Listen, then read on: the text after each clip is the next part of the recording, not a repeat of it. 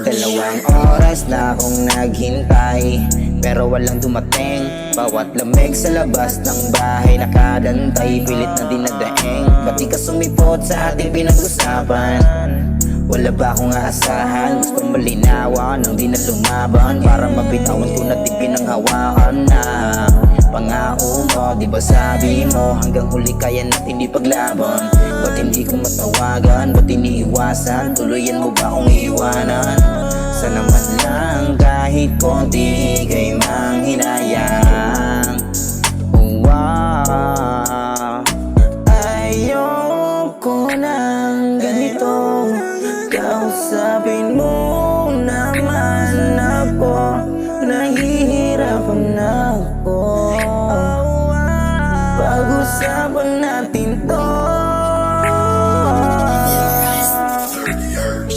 Sa malamig na ulan, parang dati ang kausap ka ay kaparehas. Ngayon nasa rehas na ng kabiguan, di na makatakas sa higpit ng mga posas. Tingin sa'yo rosas na nakakasilaw, nagsawa ang liwanag na pundi ng mga ilaw. Sa loob ng kwarto may apat na sulok na subok, kaya di na makatulog. Daig pati nuhog na lunod sa suyod ng lalim na tusok, kaya di makataguyod. Sa uulitin na ayoko na tuulitin, kung di rin lang ulit ikaw ang siya makakapiling. Sa bawat mga tulog ayoko ulit mabitin, kaya hanggat sana ikay muli kong makasiping.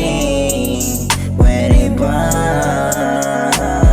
Ayoko nang ganito. Kausapin mo naman ako, nahihirapan ako.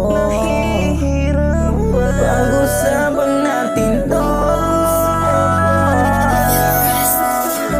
Matagal na din ang sa'kin dumating ka, kala ko malabo pa sa akin umalis ka. Pwede tika muna baka pa may pagtingin ka, na mapag-usapan huwag ka sa'kin umalis. Nang mapanatili natin ang pagmamahala, di ko kaya nang bitawan ka ng ganong kadalian. Tsaka mahalin kita hindi pagsasuwaan, kalimutan natin ang mga nagawang kamalian. Oo natanga ako pero pagdating sa'yo, patunay lamang na nagmamahal ang totoo. Kaya kahit nagloko, lahat yan laging sinusuntabi ko.